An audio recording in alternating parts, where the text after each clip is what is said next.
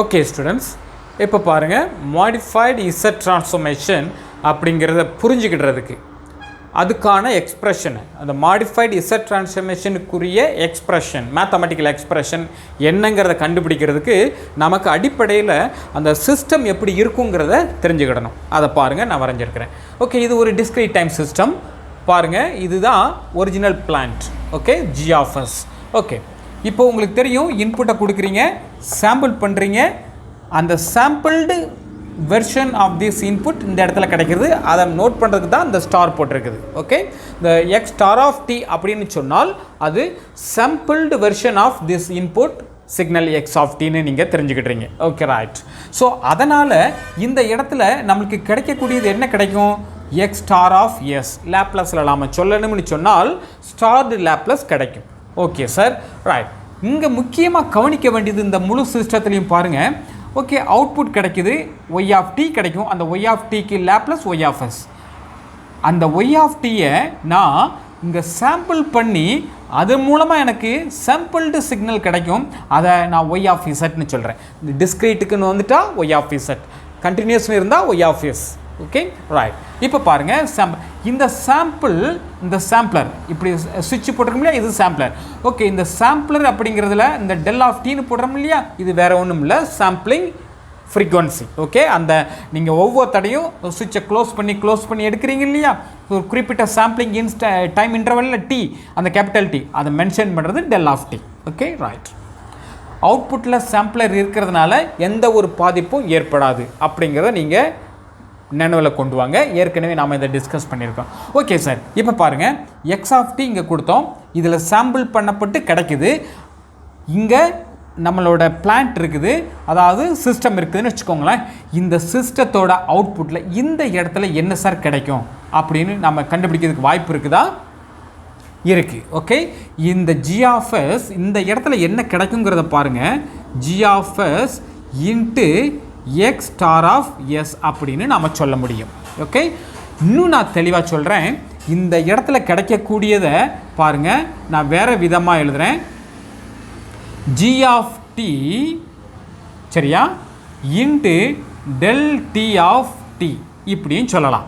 Okay, அதாவது இது எல்லாம் கண்டினியூஸ் டைமில் இருக்குது இல்லையா, ஸோ அதை வச்சே நான் சொல்ல முயற்சி பண்ணுறேன். பாருங்கள், ஜி ஆஃப் எஸ்க்குரிய continuous time version G of T. அந்த ஒரிஜினல் ஜி ஆஃப் டியை இந்த சாம்பிளிங்கில் இருந்து கிடைக்கக்கூடிய சிக்னல், அதாவது சாம்பிளரை வச்சு பெருக்கும் பொழுது உங்களுக்கு கிடைச்சது என்னன்னு சொன்னால் G of T into del of T, அதுதான் இந்த இடத்துல கிடைக்கும். ஓகே, ஸோ அதாவது எக்ஸ் ஸ்டார் ஆஃப் டி அப்படிங்கிறது தான் இங்கே, இந்த டெல் டி ஆஃப் டிக்கு பதிலாக எக்ஸ் ஸ்டார் ஆஃப் டியும் போட்டுக்கலாம், நீங்கள் தப்பு இல்லை. G of T into X star of T அப்படின்னு சொல்கிறதுல எந்த தவறும் இல்லை. ஆனால் எக்ஸ் ஸ்டார் ஆஃப் டி எப்படி வந்தது? டெல் ஆஃப் டியை கொண்டு இதை சாம்பிள் பண்ணதுனால வந்தது. அதனால தான் இதை சாம்பிள்டு அப்படின்னு சொல்கிறோம். சரியா? உண்மையை சொல்லப்போனால் இந்த ஜி ஆஃப் எஸ் அப்படிங்கிறத, அதாவது இந்த கண்டினியூஸ் எக்ஸ்ப்ரெஷனை நான் டிஸ்க்ரீட்டாக நான் மாற்றுறேன். எப்படி மாற்றுறேன்? இதுக்குரிய ஜி ஆஃப் டியை சாம்பிளர் கொண்டு சாம்பிள் பண்ணும்பொழுது எனக்கு கிடைக்கக்கூடியது தான் எனக்கு இந்த G of T into del T of T. அதனால் இதை நான் என்ன சொல்கிறேன்? ஜி ஸ்டார் ஆஃப் டின்னு என்னால் சொல்ல முடியும். ஓகே, இந்த ஜி ஸ்டார் ஆஃப் டி அப்படிங்கிறது நமக்கு இந்த சாம்பிளரை வச்சு பெருக்கும் பொழுது உங்களுக்கு புரிஞ்சிருக்கும்னு நினைக்கிறேன். எந்த ஒரு கண்டினியூஸ் டைம் சிக்னலையும் சாம்பிளரை கொண்டு பெருக்கும் பொழுது அதனோட விளைவு discrete time signal. Okay, so அதுதான் இங்கே கிடச்சிருக்கு. இந்த கண்டினியூஸ் டைம் ரெஸ்பான்ஸ், இந்த கண்டினியூஸ் டைம் எக்ஸ்ப்ரெஷனை ஒரு சாம்பிளரை கொண்டு நான் பெருக்கும் பொழுது எனக்கு டிஸ்க்ரீட் டைம் வெர்ஷன் கிடச்சாச்சுது. ஓகே, அதனால தான் ஜி ஸ்டார் ஆஃப் டின்னு போட்டுக்கிறேன். இந்த ஜி ஸ்டார் ஆஃப் டி தான் எனக்கு லேப்லஸாக மாறுது ஜி ஸ்டார் ஆஃப் எஸ் அப்படின்னு சொல்லி. ஸோ அப்போ இந்த இடத்துல எனக்கு ஜி ஸ்டார் ஆஃப் எஸ் கிடைக்கும் அப்படிங்கிறத இதில் நான் புரிஞ்சுக்கிட்டேன். ஒன்று. ஓகே, ஸோ அப்போ இந்த இடத்துல கிடைக்கும். ரைட். அடுத்து நான் இதில் என்ன கவனிக்கணும் சார் அப்படின்னு சொன்னால், இந்த பிளாக்கை பாருங்கள். இந்த பிளாக்கில் என்ன இருக்குது? 1 மைனஸ் எம்டி அப்படின்னு இருக்குது. Okay, right. இது என்ன சார்? இதுதான் டிலே. 1 மைனஸ் எம்டி அப்படிங்கிறது. இந்த எம்மோட வேல்யூ எதுலேருந்து எது வரைக்கும் இருக்கும்னு சொன்னால் ஜீரோவிலேருந்து 1 வரைக்கும், 1க்கு உள்ளதான். சரியா? 1ம் கிடையாது, 0விலேருந்து 1க்கு உள்ள. ஸோ 0வும் கிடையாது, 1ம் கிடையாது, 0க்கு மேலே 1க்கு உள்ள. ஓகே, ஸோ அப்போ கண்டிப்பாக அது ஃப்ராக்ஷனில் தான் இருக்கணும், அதாவது 0.5 0.8 அந்த மாதிரி. Okay, right. அதனால் நீங்கள் டிலே பண்ணுறீங்க. எப்படி டிலே பண்ணுறீங்க? அடுத்த சாம்பிளுக்கு இடையில டிலே பண்ணுங்க. பாருங்கள், இது ஒரு சாம்பிள், அடுத்து இது ஒரு சாம்பிள், இது ஒரு சாம்பிள், இது T, இது 2T, இது 3Tன்னு வச்சுக்கோங்களேன். ஸோ Tக்கும் 2Tக்கும் இடையில நான் என்ன பண்ணுறேன்? பாயிண்ட்டை ஃபோக்கஸ் பண்ணுறேன். அப்படின்னு சொன்னால் நான் எப்படி டிலே பண்ண முடியும்? Tயில் இருந்து டிலே பண்ணுறேன். அதனால் Tயில் இருந்து எவ்வளவு டிலே பண்ணுறேன்? ஒரு டீயா? இல்லை, ஃப்ராக்ஷனில். ஏன்னா இது இடைப்பட்ட பகுதி மட்டும்தான். 0.5T. சரியா? பாருங்கள், Tயில் இருந்து 0.5T. ஸோ Tயை பொதுவாக வெளியே எடுத்துருங்க. 1 மைனஸ் 0.5 அப்படின்னு ஆயிரும். சரியா? Tயை பொதுவாக வெளியே எடுத்தா. தேர்ஃபோர் பாருங்கள், 1 மைனஸ் M, இந்த M. அப்போ M அப்படிங்கிறது இந்த இடம் தான் கரெக்டாக 0.5 அப்படின்னு சொன்னால் 0.5 தொலைவு Tயில் இருந்து என்ன பண்ணுறேன்? தள்ளி வைக்கிறேன். இங்கே இருந்து தள்ளலை, எதில் இருந்தோ அதை. சரியா? Tயில் இருந்து 0.5 தொலைவு தள்ளி வைக்கிறேன். சரியா? ஷிஃப்ட் பண்ணுறேன் அப்படிங்கிறத நான் இங்கே சொல்கிறேன். தேர்ஃபோர் T இன்ட்டு 1 மைனஸ் 0.5, அதனால் மொத்தத்தில் 0.5T அப்படின்னு சொல்கிறோம். சரினா? Tயில் 0.5 தொலைவு தள்ளி வைக்கிறேன், ஷிஃப்ட் பண்ணுறேன். சரியா? ரைட் சைடு அப்படிங்கிறத மீன் பண்ணுறது தான். டிலே பண்ணுறேன், ஷிஃப்ட் பண்ணுறேன். சரியா? ஸோ அப்போ டிலேயை மீன் பண்ணுறதுக்கான ஒரு பிளாக்கு தான் இந்த இது. ஸோ இந்த அவுட்புட்டை டிலே பண்ணுறீங்க. இதனோட விளைவு இந்த ரெஸ்பான்ஸில் எப்படி இருக்குங்கிறதா இப்போ கேள்வி. சரியா? ஓகே, இருக்கட்டும். இப்போ நான் என்ன பண்ண போகிறேன்?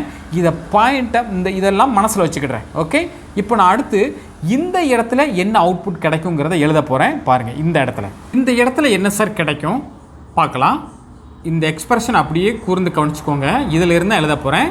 ஸோ இதைத்தான் இப்படி எழுதலாம்னு சொல்லியிருக்கிறேன். தேர்ஃபோர் இதை எடுத்துக்கிட்டேன். இதை எடுத்துக்கிட்டு G of T minus 1 minus M into T அப்படின்னு போடுறேன். பாருங்கள், இந்த இடத்துல.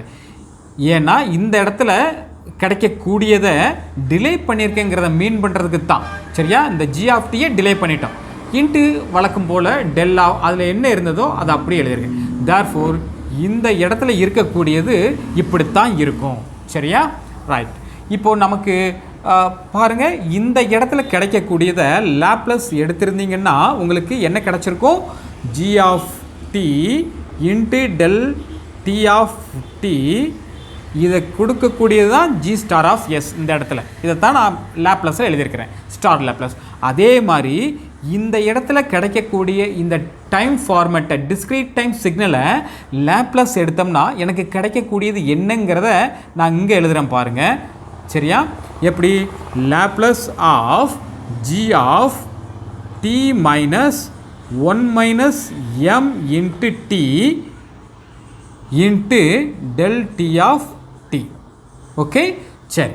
இது லாப்லஸில் இருந்து கிடைக்கக்கூடியது, அதாவது இந்த இடத்துல கிடைச்ச இந்த ஹோல் எக்ஸ்பிரஷனும் discrete time nature. Okay, discrete டைமில் இருக்குது. ஓகே, இந்த டிஸ்க்ரீட் டைம் ஃபார்மேட்டை நான் லாப்லஸ் எடுத்தோம்னா எனக்கு கிடைக்கக்கூடியது என்ன சார்? அப்போ நான் பார்க்குறேன், G அதுக்கு ஒரு புது பேரை கொடுக்குறேன். G star of S, M அப்படின்னு ஒரு புது பேரை கொடுக்குறேன். ஓகே, நல்லா கூர்ந்து கவனிச்சுக்கிட்டே வாங்க.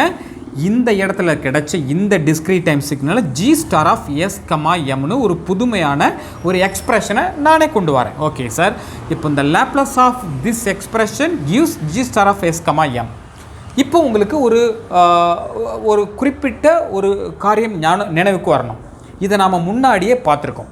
என்ன சார் அப்படின்னு கேட்டால், ஒரு டிஸ்க்ரீட் டைம் சிக்னலை நீங்கள் லாப்லஸ் எடுக்கும் பொழுது கிடைக்கக்கூடியது அப்படின்னு சொல்லி ஆரம்பத்தில் படிச்சிருப்பீங்க. எந்த இடத்துலன்னு சொன்னால் அந்த இடத்துல போய் திருப்பி பாருங்கள். சாம்பிள் அண்ட் ஹோல்டு அப்படிங்கிற அந்த கான்செப்டை படிக்கும்பொழுது படிச்சிருப்போம். ஓகே, ஸோ அப்படி படிக்கும்பொழுது நம்ம என்ன பண்ணியிருக்கோம் அப்படின்னு சொன்னால், நல்லா கவனிங்க. எஸ் பிளேனுக்கும் இசட் பிளேனுக்கும், அதாவது எஸ் வேரியபிளுக்கும் இசட் வேரியபிளுக்கும் இடையில் ஒரு ரிலேஷன்ஷிப்பை எடுத்திருப்போம். தேர்ஃபோர் இந்த G star of S, M நான் என்ன பண்ணுறேன்? S ஈக்குவல் டு இந்த Laplace of the discrete time signal கொடுக்கக்கூடிய இந்த எக்ஸ்பிரஷனில் உள்ளே இருக்கிறது என்னென்னா எஸ் டேர்ம் தான் இருக்கும். அந்த எஸ்ஸுக்கு பதிலாக நான் என்ன பண்ணுறேன், 1/t log n z. ஞாபகம் வருதா? இந்த இதை கொண்டு இந்த எக்ஸ்பிரஷனுக்குள்ளே எஸ்ஸுக்கு பதிலாக நாம் ரீப்ளேஸ் பண்ணும் பொழுது நமக்கு என்ன கிடைக்கும்னு சொன்னால் இசட் டிரான்ஸ்ஃபர்மேஷன் கிடைக்கும். அதனால் g ஆஃப் இசட் கமா எம்னு நம்ம சொல்லி, இந்த g star of S comma எம்மை g ஆஃப் இசட் கமா எம்னு சொல்கிறோம். இதுதான் modified Z transformation. Modified Z transformation. சரியா? ஓகே. அதனால் நல்லா நினைவில் வச்சுக்கோங்க, இது வேறு எதுவுமே கிடையாது. ஜி ஸ்டார் ஆஃப் நினைவில் கொண்டு வாங்க. ஜி ஸ்டார் ஆஃப் எஸ்ஸுக்கு பதிலாக 1/t log n இசட் அப்படின்னு சொன்னால் நமக்கு கிடைக்கக்கூடியது ஜி ஆஃப் இசட் அப்படின்னு சொல்லி முன்னாடி படிச்சிருக்கீங்க. சரிதானா? ஸோ அதைத்தான் இங்கே கொஞ்சம் டிலேடு வெர்ஷனில் இருந்து நான் கொண்டு வரேன். அந்த டிலேயை மீன் பண்ணுறதுக்காக இந்த எஸ் கமா எம் அப்படிங்கிறத கொண்டு வரேன். சரியா? வேறு ஒன்றும் கிடையாது. ஓகே. அப்போது மாடிஃபைடு இசட் டிரான்ஸ்ஃபர்மேஷன் அப்படிங்கிறது எப்படின்னு தெரியுதா? டிலே பண்ணதை நாம் லேப்லஸ் எடுத்தோம்னு சொன்னால் கிடைக்கக்கூடியதான் modified Z transformation. Okay sir, இது ரொம்ப சிம்பிளாக முடிச்சிருக்கீங்க. வேறு ஏதாவது எக்ஸ்ப்ரெஷன் இல்லையா அப்படின்னு சொன்னால் இருக்குது. அது என்னங்கிறத நாம் இப்போ பார்க்கலாம். ஓகே, பாருங்கள். இப்போது ஒரு எக்ஸ்ப்ரெஷனை கொண்டு வரதுக்கு முயற்சி பண்ணுறேன். மறுபடியும் நான் இந்த இடத்துக்கே வரேன். இப்போ அதாவது நான் எழுதியிருக்கிறேன் Laplace of g of t minus 1 minus mt. t கொண்டு உள்ள பெருக்கிறீங்க. therefore minus t, சரியா, plus mt அப்படின்னு போட்டு into del t of t. சரியா? ஸோ இதுக்கு எழுதும்போது பாருங்கள் டிலே இருக்குது. t மைனஸ் சம்திங் வந்துட்டா அது டிலேன்னு உங்களுக்கு தெரியும். அப்போ டிலேடு சிக்னலுக்கு லேப்லஸை நாம் எப்படி எழுதலாம்? e power minus ts. இந்த ப்ராப்பர்ட்டி ஞாபகம் இருக்குன்னு நினைக்கிறேன். இன்ட்டு லேப்லஸ் ஆஃப், அதை மட்டும் விட்டுட்டு இந்த டீயை கணக்கில் எடுத்துக்கிட்டேன், அதை e power minus tன்னு கொண்டு வந்துட்டேன். therefore g of t plus mt into del t of t. So இதுக்கு தான் இனிமேல் லேப்லஸ் எடுக்கணும் அப்படிங்கிறது. ஸோ லேப்லஸ் 2 டைம் சிக்னலை நீங்கள் லேப்லஸ் மல்டிப்ளை பண்ணி அதுக்கு லேப்லஸ் எடுக்கும் பொழுது கன்வல்யூஷன் இன்டெக்ரலுக்கு போகணும். இந்த convolution integral of this expression underline பண்ணியிருக்கோம் இல்லையா? ஸோ இது நமக்கு என்ன கொடுக்குது அப்படின்னு கேட்டால் உங்களுக்கு தெரியும். இந்த முழு எக்ஸ்பிரஷனையும் நாம் g of Z comma M modified Z transformation இதுக்கு முன்னாடி ஸ்டெப்பில் நம்ம பார்த்தோம். பட் இதை கண்டுபிடிக்கிறது எப்படிங்கிறதா நான் இப்போ சொல்கிறேன். சரியா? ஓகே. இதை கண்டுபிடிச்சி வரக்கூடிய அந்த எக்ஸ்பிரஷன் தான் modified Z transformation. So modified Z டிரான்ஸ்ஃபர்மேஷனுக்கு கிடைக்கக்கூடிய ஃபைனல் ரிசல்ட், இதனோட கன்வல்யூஷன் இன்டெக்ரல் பக்கத்துக்கு நான் போகலை. பட் இதை கன்வல்யூஷன் இன்டெக்ரலுக்கு உட்படுத்தும் பொழுது நமக்கு கிடைக்கக்கூடியது இந்த expression g of Z comma M. சரியா? ஸோ அது என்ன சார் அப்படின்னு ஃபைனலாக சொல்கிறேன், நோட் பண்ணிக்கோங்க. Z minus 1. ஓகே, பாருங்கள். இப்போது நமக்கு இந்த எக்ஸ்பிரஷனுக்கு லேப்லஸ் கன்வல்யூஷன் இன்டெக்ரல் மூலமாக கண்டுபிடிக்கப்பட்டதுக்கு அப்புறமா கிடைக்கக்கூடிய ஃபைனல் ரிசல்ட் என்ன அப்படின்னு கேட்டால் g of Z comma M equal to Z to the power minus 1 residue of g of S into E power mts into Z. இது பவரில் கிடையாது, உள்ளே வரும். சரியா? Divided by Z minus E power ts at pole of g of S. Residue கண்டுபிடிக்கிறது எப்படின்னு உங்களுக்கு தெரியும் நினைக்கிறேன். நாம் ஒரு எக்ஸாம்பிள் பார்க்கும் பொழுது இந்த ஃபார்முலாவை அப்ளை பண்ணி கண்டுபிடிக்கலாம். Okay, right. பாருங்கள். அப்போது கொடுக்கப்பட்ட இந்த g ஆஃப் எஸ்ஸுக்கு என்ன போல் இருக்குது அது நம்ம பார்த்த உடனே நம்மளால் கண்டுபிடிக்க முடியும், பார்வையிலே கண்டுபிடிக்க முடியும். ஸோ அது தெரிஞ்சால் போதும், ரெசிடியூ கண்டுபிடிக்கலாம். அந்த ரெசிடியூ கண்டுபிடிச்சதுக்கப்புறம் Z to the power minus 1 பெருக்குனா கிடைக்கிறதா modified Z transformation. Okay, therefore modified Z டிரான்ஸ்ஃபர்மேஷனில் இருந்து கிடைக்கக்கூடியது modified pulse transfer function.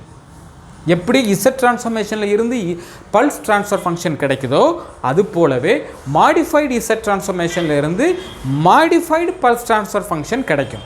Okay, input சைடில் சாம்பிளர் இருக்கும் பட்சத்தில் நம்மளால் மாடிஃபைடு பல்ஸ் ட்ரான்ஸ்ஃபர் ஃபங்க்ஷனை ஈஸியாக கண்டுபிடிக்க முடியும். இதுக்கு முன்னாடி பார்த்த கிளாஸில் கொஞ்சம் நினைவுபடுத்தி பாருங்கள். பல்ஸ் ட்ரான்ஸ்ஃபர் ஃபங்க்ஷன் அப்படிங்கிறத கண்டுபிடிக்க நாம் முயற்சி பண்ணும் பொழுது இன்புட்டில் சாம்பிளர் இருந்தால் Z transfer function for g of எஸ்க்கு கண்டுபிடிச்சா மட்டுமே போதுமானது. அதாவது ஜிஆஃப்எஸ்க்கு இசட் ட்ரான்ஸ்ஃபர் ஃபங்க்ஷன் என்ன கண்டுபிடிக்கிறீங்களோ அதுதான் பல்ஸ் ட்ரான்ஸ்ஃபர் ஃபங்க்ஷன் அப்படின்னு சொல்கிறோம். பட் இப்போ டிலே இருக்கும் பொழுது நம்மால்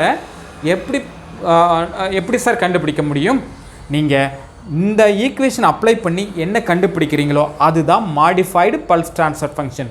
எப்படி ஜி ஆஃப் இசட் தான் பல்ஸ் ட்ரான்ஸ்ஃபர் ஃபங்க்ஷன் முடிவு பண்ணீங்களோ அதே மாதிரி இந்த மாதிரியான சிஸ்டத்துக்கு ஜி ஆஃப் இசட் கமாயம், அதாவது மாடிஃபைடு இசட் ட்ரான்ஸ்ஃபர்மேஷன் தான் இந்த மாதிரி சிஸ்டத்துக்குரிய மாடிஃபைடு பல்ஸ் ட்ரான்ஸ்ஃபர் ஃபங்க்ஷன்.